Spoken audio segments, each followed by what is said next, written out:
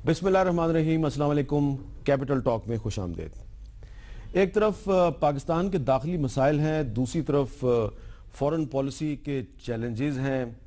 एक तरफ हम 5 फरवरी को यौम यकजहती कश्मीर मनाने जा रहे हैं, कश्मीरियों के साथ हम यकजहती का इजहार करेंगे। दूसरी तरफ 6 फरवरी को इमरान खान साहब ने पूरे मुल्क में एहतजाज की कॉल दे रखी है।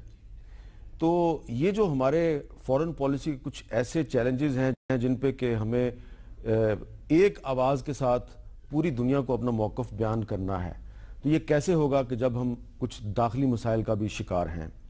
पाकिस्तान और भारत में अब दोबारा मुज़ाकरात का आगाज़ होने वाला है और पाकिस्तान और भारत में जो बुनियादी मसला है, जो अहम तरीन मसला है, वो है जम्मू कश्मीर का मसला।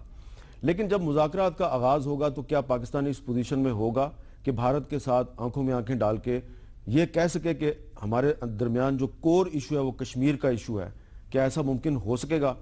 तो इस वक्त एक तरफ जो दाखिली मसाइल हैं उनसे कुछ तवज्जो हम हटाते हुए ये जो 5 फरवरी को हम यौम यकजहती कश्मीर मना रहे हैं, इसके हवाले से जो पाकिस्तान को चैलेंजेस दरपेश हैं उस पर हम बात करेंगे। हमारे साथ मौजूद हैं जनाब बरजीस ताहिर साहब, जो वफाकी वज़ीर हैं बराए अमूर कश्मीर और शुमाली इलाका जात गिलगित बल्तिस्तान। उनके साथ हैं जनाब अब्दुल रशीद तराबी साहब, जमात इस्लामी आज़ाद कश्मीर के सीनियर रहनुमा, और मोहतरमा शमीम शाल साहिबा जो कश्मीर की तहरीक ख़वातीन की रहनुमा हैं। बरजीस ताहिर साहब, ये जो 5 फरवरी को हम यौम यकजहती कश्मीर मना रहे हैं तो ये तो बड़ी अच्छी बात है, लेकिन क्या भारत के साथ जब मुज़ाकरात शुरू होंगे तो वहाँ पर भी हम इसी मौसर अंदाज में कश्मीर का मसला पेश करेंगे? बिस्मिल्लाहिर्रहमानिर्रहीम। मीर साहब, पहले तो मैं आपका मशकूर हूँ कि आपने मुझे इस मौके पे यहाँ पे बुलाया। मैं ये अर्ज़ करना चाहूँगा कि ये यौम यकजहती कश्मीर जो है, जो हम मनाते हैं, ये हम कश्मीरियों से इज़हार यकजहती करते हैं, क्योंकि 1947 की वो जो रेजोल्यूशन है अक़वाम मुत्तहिदा की सलामती कौंसिल की, अगर उस पर भारत अमल कर लेता, या अब तक भी हमारा जो मौक़िफ़ है, हम कहते हैं कि जो यूनाइटेड नेशन की वो रेजोल्यूशन है उस पर आप अमल करें तो मामलात जो हैं वो बिल्कुल ठीक हो सकते हैं। लेकिन आपने देखा कि आज 2016 आ गया है, मामलात जो हैं कोई सुलझे नहीं हैं। आपने ये भी देखा कि कश्मीर का मसला जो है सुनते ही भारत को बड़ी परेशानी हो जाती थी, लेकिन आपने 2013 के बाद हमारी हुकूमत में आपने देखा कि हिंदुस्तान किसी तौर पे भी कश्मीर की बात सुनने के लिए तैयार नहीं था। जबकि जब आपने देखा कि वाजपेयी साहब की हुकूमत थी तो वो तो उस वक़्त यहाँ पे वज़ीर आज़म मियां नवाज शरीफ की दावत पे उन्होंने पाकिस्तान जिंदाबाद भी कहा और कश्मीर के असले पे बात भी होनी थी कि कारगिल का वाक़या अगर ना होता तो पता नहीं मामला ठीक हो ही जाते। लेकिन अब भी आपने देखा कि जब मोदी की हल्फ़ वफादारी थी तो बहुत सारे लोगों ने कहा कि मियां मोहम्मद नवाज शरीफ को नहीं जाना चाहिए। आपने देखा कि वो हल्फ़ वफादारी की तकरीब में गए, लेकिन उसके बाद फिर जवाब वहाँ से ये आया कि LOC पर तकरीबन 500 मरतबा उन्होंने उसकी खिलाफ वर्जी की और बेशुमार लोग जो हैं वो शहीद भी हुए। इसके बाद भी जब सेक्रेटरी की कॉन्फ्रेंस हुई, आपने देखा कि डायलॉग होने थे, तो उन्होंने फिर ये इशू रेज़ किया कि जी आपने क्यों कश्मीरी लीडर्स जो हैं उनसे बात की है, हम बात करने के लिए तैयार नहीं हैं।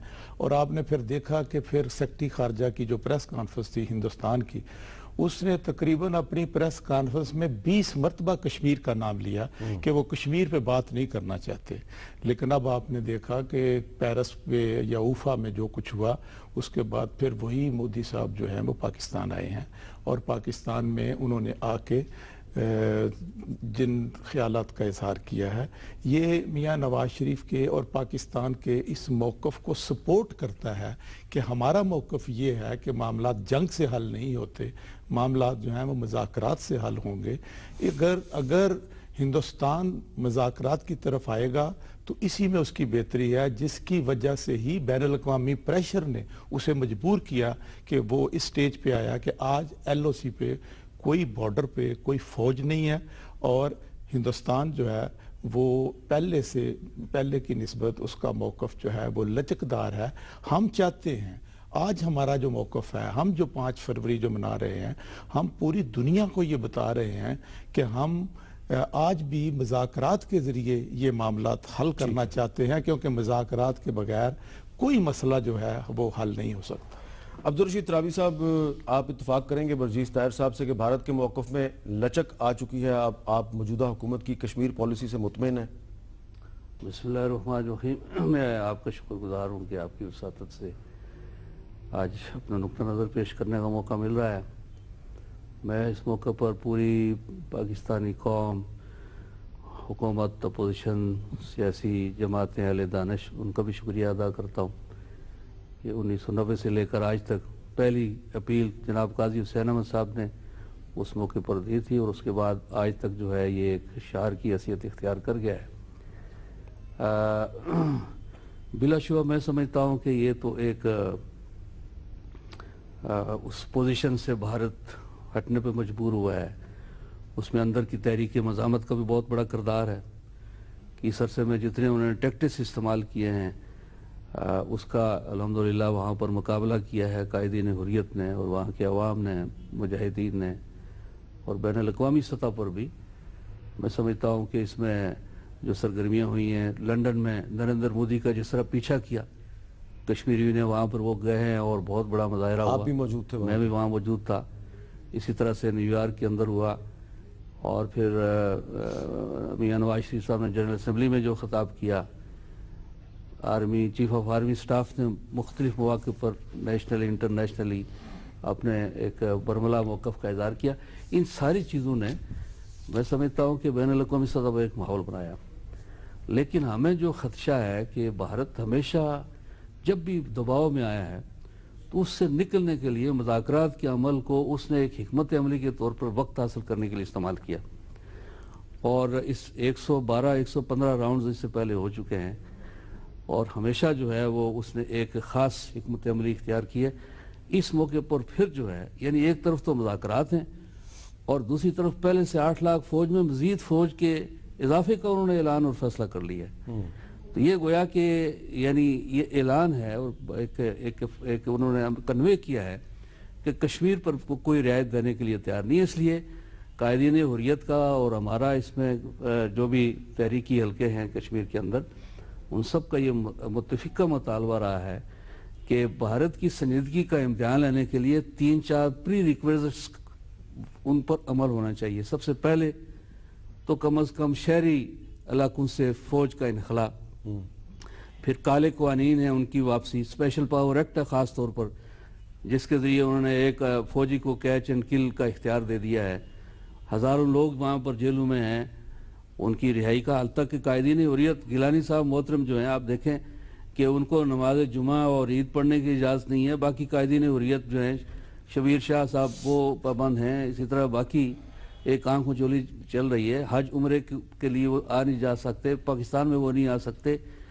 تو میں سمجھتا ہوں کہ ان کا جو رائٹ آف موبلٹی ہے اس کی بحالی کا ہمیں مطالبہ کرنا چاہیے، اور پھر ہمیں جو ہے وہ انٹرنیشنل این جی اوز اور میڈیا، یعنی وہاں پر اتنا بڑا سانحہ ہوا میر صاحب، گزشتہ سال جو سیلاب آیا ہے اس میں 55 لاکھ لوگ متاثر ہوئے ہیں، ابھی تک جو ہے وہ اس صورتحال سے لوگ نکلے نہیں ہیں، لیکن اس در سے کوئی این جی او اور یہاں سے ہم اپنے عزیزوں کی وہاں پر سپورٹ مدد نہیں کر سکتے۔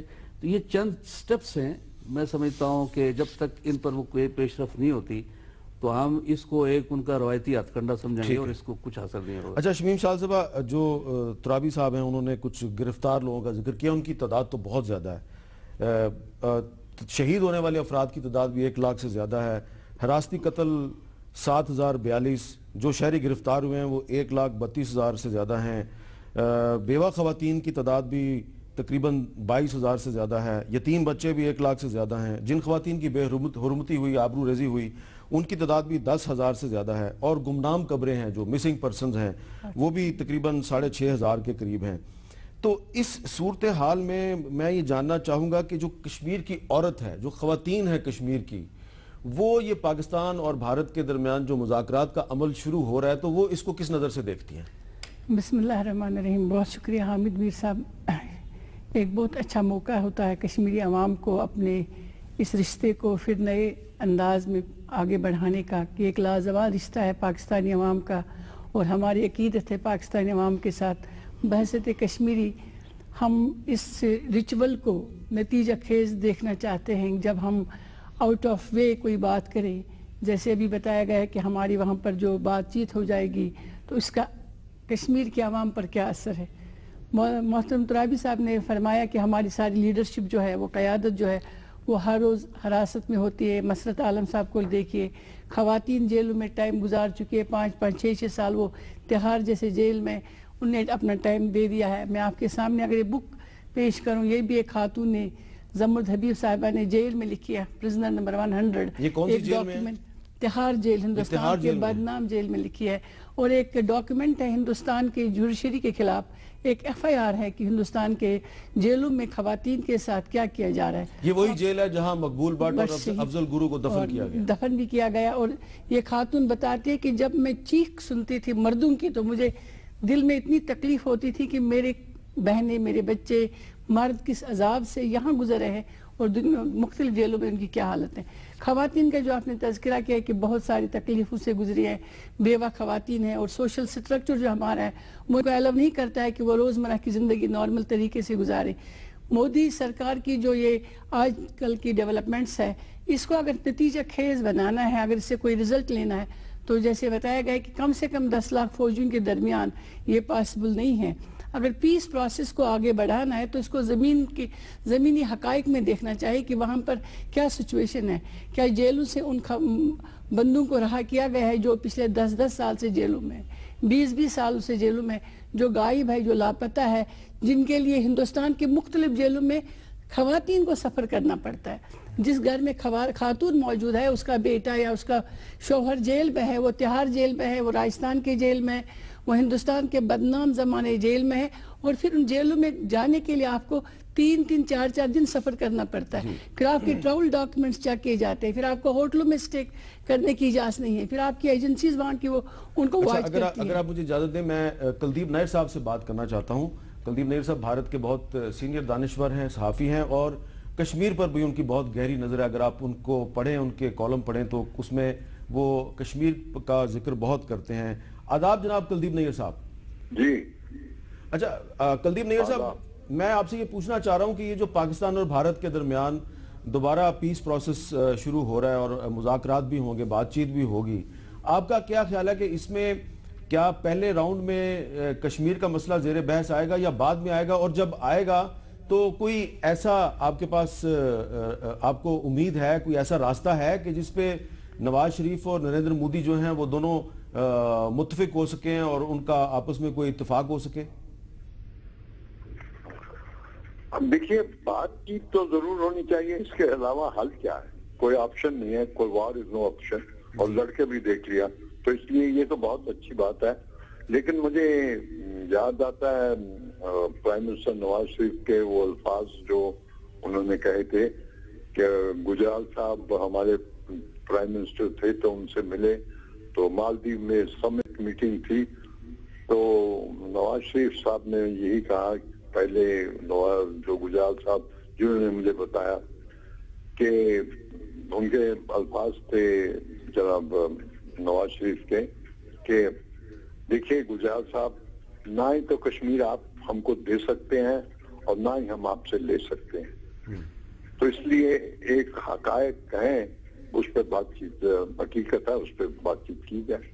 تو وہ بات چیت کرتے رہے اور آج بھی بات چیت جاری ہے. دیکھیے اس کا حل فاروق عبداللہ نے کہا ہے کہ بھئی جو آپ کے پاس اپنا جو پاکستان کے پاس حصہ ہے وہ پاکستان رکھے اور جو ہندوستان کا کے پاس ہے اس سے حصہ رکھے. لیکن یہ تو منظور نہیں ہوگا پاکستان میں لوگوں کو تو یا پاکستان کی حکومت کو، تو اس لیے بات چیت کرنی چاہیے. دیکھیے کوئی حل نکلے ان باتوں سے، کیونکہ اب ہمارے 70 سال انڈیپینڈنس کو ہو گئے اور دونوں ملکوں میں کشیدگی چلتی رہتی ہے اور وہی کچھ بات بنتی نہیں، کیونکہ اگر دونوں مل کے کوئی اکنامک ڈیولپمنٹ کریں تو یہ خطہ بہت اونچے جا سکتا ہے. تو اس لیے ضروری ہے کہ بھئی اس کا حل کیا جائے. لیکن اس کا حل یہ نہیں ہے جو پاکستان چاہتا ہے کہ کشمیر ہم کو دے دو، اور اس کا حل یہ بھی نہیں ہے کہ ہم کہیں کہ یہ ہمارا انٹیگرل پارٹ ہے. تو اس میں کوئی بیچ کا راستہ کرنا چاہیے. اچھا آپ کا کیا خیال ہے کلدیپ نیر صاحب کے جو پرویز مشرف اور منموہن سنگھ کے درمیان جو بات چیت ہوئی تھی جس فارمولے پہ وہ ہم نے کتاب پڑھی ہے کشمیر دی واجپئی ایئرز اے ایس دولت صاحب کی، تو وہ اے ایس دولت صاحب جو نے یہ دعویٰ کیا ہے کہ یہ ایک ایسا فارمولہ ہے کہ جس پہ بات چیت آگے بڑھ سکتی ہے، تو کیا یہ انڈیا میں پاپولر اوپینین ہے اس فارمولے کے بارے میں؟ یہ میرا خیال ہے کہ یہ بات جو ہے ایک اس وقت جو تھے پرائم منسٹر وہ اٹل بہاری واجپئی تھے، اور یہ بات چل سکتی ہے کہ اٹل بہاری واجپئی بہت لیڈر ہیں بڑے بی جے پی کے، تو اس لیے اگر وہی فارمولا جو تھا اس کو لیا جائے تو شاید بات پہنچ جائے. اور بلکہ میں نے سنا ہے کہ اس وقت جب ہو گئی تھی بات چیت کا اٹل بہاری واجپئی اور شاید نواز شریف ہی تھے، تو ٹائم فریم بھی کوئی طے ہو گیا تھا کہ اس کے بیچ ہو جائے اور شاید پہنچ جاتی، لیکن جنرل مشرف نے وہ کارگل ہو گیا اور دوسری چیزیں تو اس لیے ہوا نہیں. لیکن اب پھر کوشش کرنی چاہیے کہ وہ جو آگرہ میں ہوا اس سے جو وہاں پہ چھوڑا گیا جو ایک تھریڈ اس کو پھر اٹھا کے پھر شروع کیا جائے. بہت بہت شکریہ کلدیپ نیر صاحب. یہاں پہ لیتے ہیں وقفے کے بعد دوبارہ ملتے ہیں.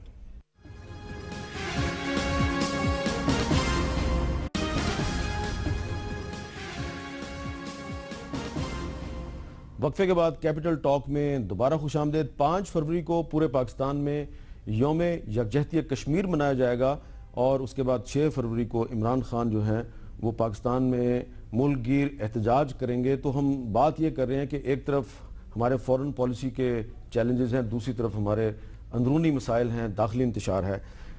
ورجیز طاہر صاحب، ابھی ہم کلدیپ نیر صاحب سے بات کر رہے تھے تو میں نے یہ ذکر کیا یہ اے ایس دولت را کے سابق سربراہ ہیں، ان کی کتاب ہے کشمیر دی واجپئی ایئرز.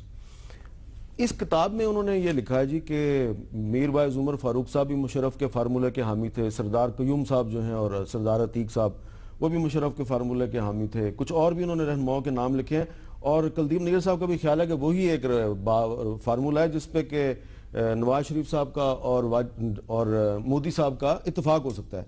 آپ ان سے اتفاق کرتے ہیں؟ میر صاحب، پہلی بات تو یہ ہے کہ کلدیپ نیر صاحب نے بڑی خوبصورت بات کی ہے کہ دونوں ملک جو ہیں وہ بڑی دیر سے آزاد ہو چکے ہیں اور اپنے اکنامک ایشوز جو ہیں ان پہ یہ اگر توجہ دیں تو ان کے عام آدمی کا معیار زندگی جو ہے وہ بلند ہو سکتا ہے، اور کھربوں ڈالر کا اسلحہ جو ہر سال یہ خریدتے ہیں اپنے عوام سے ان کی جان چھوٹ سکتی ہے. میں کہتا ہوں کہ کاش یہی سوچ جو ہے ہندوستان کی جو اکابرین ہیں ان میں ہو، اور جو ملک جو ہے وہ ہم سے بعد میں آزاد ہوئے تھے آج ان کا معیار زندگی جو ہے وہ ہم سے بہت بلند ہے، کیونکہ وہ اس قسم کے معاملات میں الجھ کر کھربوں ڈالر انہوں نے اسلحہ جو ہے وہ نہیں اپنے ملک میں جمع کیے. دوسری بات جو آپ نے ابھی کی ہے کہ یہ فارمولہ ہے، دیکھیں 1947 میں ایک ریزولوشن جو ہے اقوام متحدہ میں ایک پاس ہوا، اور وہ ریزولوشن وہ ہے جس کو اقوام متحدہ میں سلامتی کونسل میں 23 مرتبہ پاس کیا گیا 1957 تک. اور جب بھی وہ ریزولوشن پاس ہوا یا پیش ہوا کسی ملک نے اس کی مخالفت نہیں کی. اس وقت 187 ملک تھے یا جتنے بھی تھے، یونانیمس وہ ریزولوشن جو ہیں وہ پاس ہوئے ہیں اقوام متحدہ میں. تو جب اقوام متحدہ میں سلامتی کونسل نے ایک ریزولوشن یونانیمس 23 مرتبہ پاس کیا ہے، اور وہی سلامتی کونسل وہی یونائٹڈ نیشن جو ہے اگر مشرقی تیمور میں اور جنوبی سوڈان میں رائے شماری کرا سکتی ہے تو مجھے بتائیں ہمارے لیے دورہ قانون جو ہے وہ دوسرا قانون کیوں ہے؟ ہم تو اس ریزولوشن پہ جو یونائٹڈ نیشن میں یہ پاس ہوا تھا ہم آج بھی اس پر قائم ہیں. اور وزیر اعظم پاکستان جو ہیں 3 مرتبہ جنرل اسمبلی میں انہوں نے ابھی یہ تیسرا سال ہے ہماری حکومت کو، 3 مرتبہ انہوں نے جو موقف اختیار کیا ہے آپ نے بھی سنا، پوری دنیا نے سنا، اور یہ 3 مرتبہ اس لیے پوری دنیا کے سامنے کیس پیش کیا کہ ہندوستان بات کرنے کے لیے تیار نہیں تھا. کبھی جب بات ہوتی تھی تو وہ اس سے پہلے کوئی نہ کوئی بہانہ بنا کے وہ مذاکرات کا جو ہے نا وہ توڑ، جس طرح ترابی صاحب نے کہا مذاکرات تو ہوتے ہی نہیں تھے. اب جو موقف اختیار کیا ہے پاکستان نے، بڑا واضح موقف ہے پاکستان کا کہ ہم چاہتے ہیں کہ جنگ کی بجائے دیکھیں یہ جنگ تو منڈلا رہی ہے آپ کے سامنے، پاکستان بھی نیوکلر پاور ہے، ہندوستان بھی نیوکلر پاور ہے، آج جنوب مشرقی ایشیا کا امن اسی صورت میں ہے۔ آپ نے ابھی اتنے 67 سال تک کتنے کانفیڈنس بلڈنگ میئرز آپ نے لے کے دیکھ لیے، کتنی دفعہ آپ نے کہا کہ جی معاملات جو ہیں یہ تجارت بڑھائیں، یہ تعلقات بڑھائیں، یہ ویزا کی پالیسیز بڑھائیں، لیکن جب تک کشمیر کا ایشو جو ہے اس کو آپ سیٹل نہیں کریں گے اس وقت تک پاکستان اور ہندوستان کے جو تعلقات ہیں وہ نارمل نہیں ہو سکتے۔ ٹھیک ہے ترابی صاحب، یہ میں آپ سے بھی پوچھنا چاہ رہا ہوں کہ یہ جو کتاب ہے ایس دولت صاحب کی، اس میں بہت سے مقبوضہ کشمیر اور آزاد کشمیر کے بہت سے جو سیاسی رہنما ان کی تعریف کی گئی ہے، گیلانی صاحب پہ، سید علی گیلانی صاحب پہ کافی تنقید ہے، اور یہ بھی لکھا گیا کہ پرویز مشرف صاحب اس سے بڑے بڑے ناراض رہتے تھے۔ کیا گیلانی صاحب کی سے مشرف صاحب کی ناراضگی کی وجہ یہ تھی کہ گیلانی صاحب پرویز مشرف کا جو فارمولہ تھا اس کو قبول نہیں کرتے تھے؟ جی امیر صاحب، اس میں بنیادی بات یہ ہے کہ جو ہمارا کیس ہے وہ تو حق خود ارادیت کا ہے، اور اس فارمولے میں جو 3-4 اس کی شرائط تھی اس کی وجہ سے ہمارا حق خود ارادیت تو ڈیزالو ہو جاتا ہے۔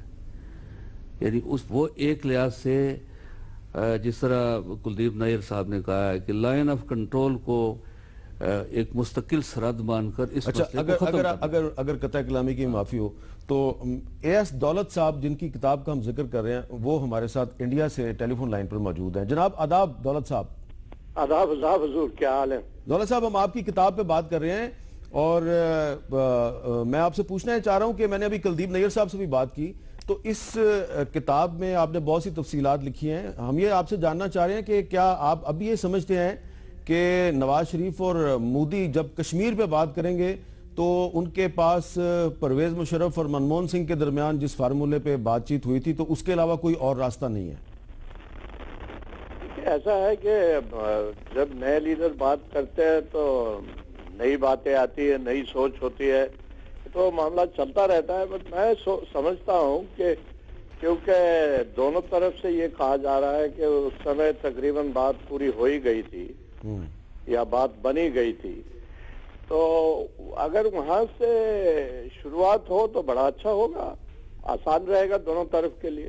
نہیں، لیکن یہاں پہ مسئلہ یہ ہے کہ پاکستان کا جو کانسٹیٹیوشن ہے اس میں ایک آرٹیکل ہے 257، جس طرح آپ کے کانسٹیٹیوشن میں 370 ہے ہمارے۔ اگر ہم وہ کانسٹیٹیوشنل مسئلوں میں جائیں گے جی تو پھر تو کہیے 257 کیا کہتا ہے؟ 257 جو ہے اس کے مطابق تو جو ہے نا جب تک UN ریزولوشن کی روشنی میں پلیبسائڈ نہیں ہوتا اس کے بعد ہی کوئی معاملہ طے ہو سکتا ہے۔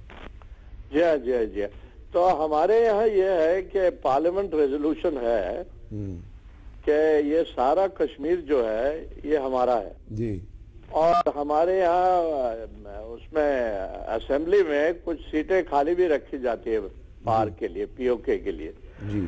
تو اب ان باتوں میں جائیں گے تو نیچرلی کیا بات ہوگی مجھے بتائیں۔ اچھا، تو اگر آپ کی کتاب کو غور سے پڑھیں، we need to get realistic، پھر بات ہو۔ ٹھیک ہے، تو آپ نے کہا ریئلسٹک کی بات کی آپ نے، تو لیکن میں یہ آپ نے اس میں جو جولائی 2000 میں جو حزب المجاہدین نے سیز فائر کیا تھا مزید ڈار کے ذریعے، اس کا بڑا تفصیل سے آپ نے ذکر کیا ہے، تو وہ جو ساری کہانی ہے اس کو پڑھ کے یہ نہیں لگتا کہ بھارت کی طرف سے جو مذاکرات ہیں اس کو ہمیشہ ایک ہتھیار کے طور پہ استعمال کیا جاتا ہے، مقصد مسئلے کو حل کرنا نہیں، اس کو پرولونگ کرنا ہے؟ دیکھیے، جب اب مجھے تو سرکار سے نکلے بہت سال ہو گئے، لیکن جب یہ اپنا مشرف صاحب اور ڈاکٹر منموہن سنگھ کے درمیان جب بات ہو رہی تھی یا ان کے نمائندوں کے درمیان جو بات ہو رہی تھی تو آبویسلی بات بہت آگے چلی تھی۔ اس کو کسوری صاحب نے بھی کہا ہے، ہمارے یہاں ڈاکٹر منموہن سنگھ نے بھی اس کو مانا ہے، تو پھر اگر بات آگے چل رہی تھی تو وہاں کہیں سے شروع کیا جائے نا، جہاں پہ بھی آپ کے یہاں کہتے ہیں کہ صاحب وہ مشرف فارمولا اس نام سے چلے گا نہیں، تو اس کو دوسرا نام دے دیجئے، میاں صاحب فارمولا دے دیجئے، اچھا، یا آپ جنرل رحیل ہیں ان کا فارمولا دے دیجئے، جس کا آپ ٹھیک مناسب سمجھے اس کا وہ نام بدل دیجئے اس کا۔ جی، بہت بہت شکریہ اے ایس دولت صاحب ہمارے ساتھ بات کر رہے تھے. جی ترابی صاحب, فارمولے کا نام بدل دیں تو آپ کو قبول ہو جائے گا؟ بنیادی طور پر تو ہم سمجھتے ہیں جی جو حق خود ارادیت اس پر کمپرومائز کا نہ پاکستان کے وزیر اعظم کو اختیار ہے نہ ہندوستان کے وزیر اعظم کو اختیار ہے. کشمیر جو ہے وہ کوئی کیک تو نہیں ہے کہ وہ بندر بانٹ, اور جن کشمیریوں نے 5 لاکھ قربانیاں دی ہیں وہ اس کی اجازت قطعاً نہیں دیں گے. اور جو انہوں نے کہا ہے کہ ان کی پارلیمنٹ کر چکی ہے, تو ان کی پارلیمنٹ نے کیا یا اس سے پہلے اسٹیٹ اسمبلی نے کیا, جو سو کال الحاق تھا مہاراجہ کا, اس کو انڈو کیا ہے. اقوام متحدہ کی سلامتی کونسل نے اتفاق رائے سے قرارداد پاس کر کے 57 میں کہ کوئی یونیلیٹرل کسی اسمبلی اور پارلیمنٹ کا ڈیسیجن جو ہے وہ یون ریزولوشنز اور جو رائٹ آف سیلف ڈٹرمنیشن ہے اس کو جو ہے وہ انڈو نہیں کر سکتا ہے. تو اس لیے جو پاکستان کا موقف ہے اس کو تائید حاصل ہے بین الاقوامی برادری کی. ٹھیک ہے. اور میں سمجھتا ہوں کہ اسی کی روشنی میں حق خود ارادیت پر ہی ہمیں سٹینڈ کرنا چاہیے. اور بیچ کی یہ جو سارا ابہام ہے, یعنی اس میں کافی چیزیں ہیں, اس میں انہوں نے تو بہت ساری تفصیلات بیان کی ہیں.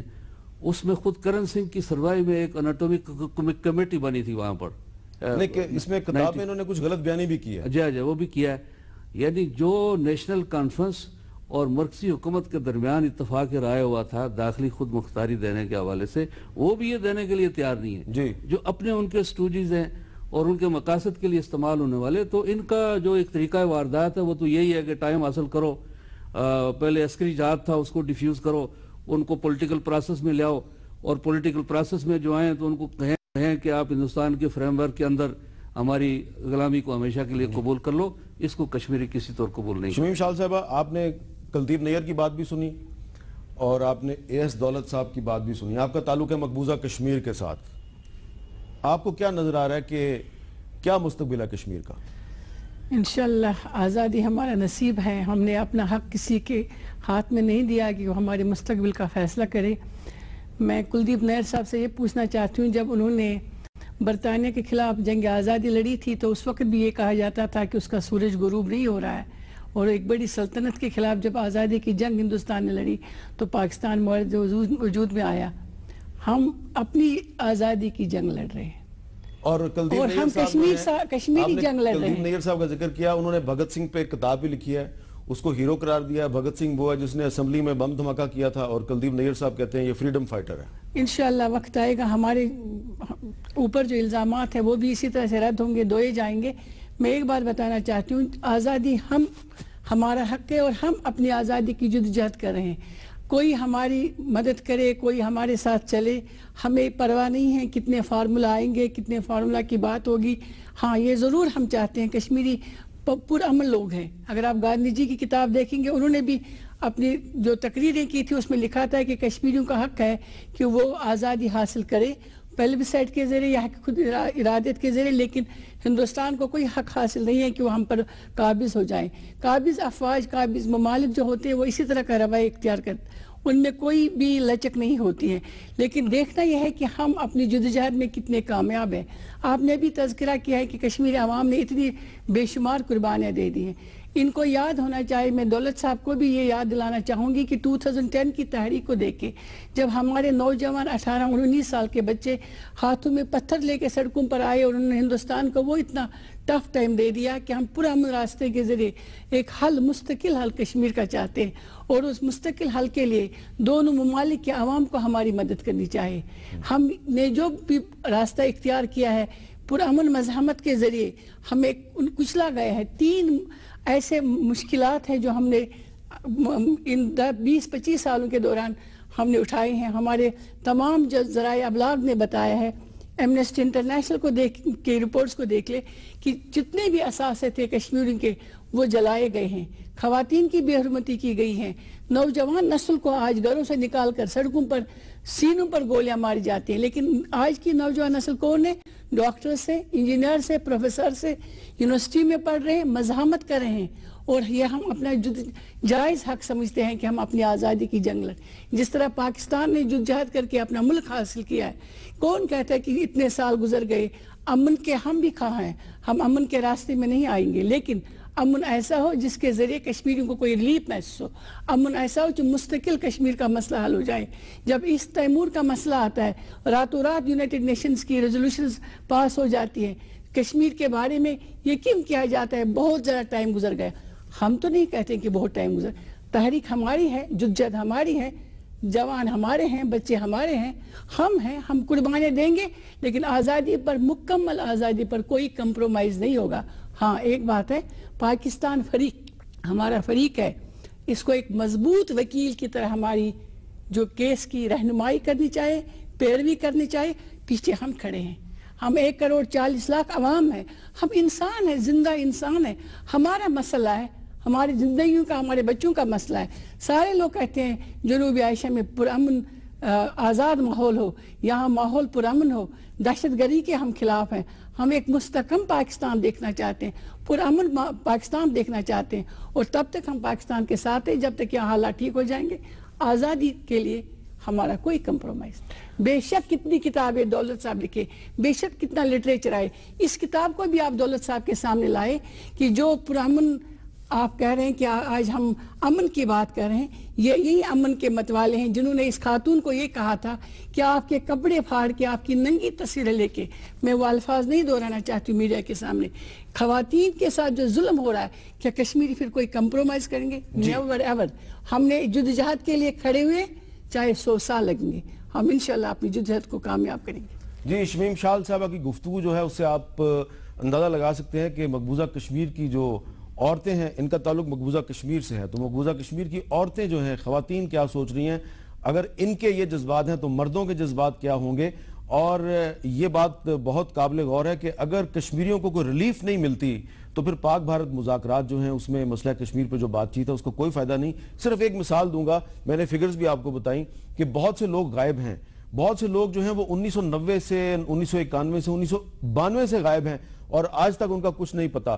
انہی لوگوں میں ایک سراج الدین فاروقی صاحب بھی ہیں، آج کل کشمیر میں ان کو تلاش کیا جا رہا ہے، 1992 سے سری نگر سے غائب ہیں، اور کیوں غائب ہیں؟ اس لیے کہ یہ مشتاق زرگر کے بہنوئی ہیں۔ تو یہ اس طرح کے بہت سے لوگ جن کا تعلق حریت پسندوں کے ساتھ ہے، ان کو غائب کر دیا گیا ہے، وہ 20 سال سے 25 سال سے غائب ہیں۔ اگر وہ لوگ غائب رہیں گے تو پھر کشمیری جو ہیں وہ پاک بھارت مذاکرات میں اپنے آپ کو ایک فریق کس طرح تسلیم کریں گے؟ ایک وقفے کے بعد ہم بات کریں گے کہ پٹھان کوٹ میں جو ایک واقعہ ہوا ہے اس کے بعد پاکستان اور بھارت کے درمیان اصل مسئلہ کشمیر ہے یا دہشت گردی؟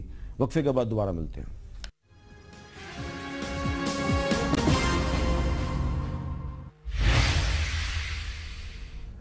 Welcome back.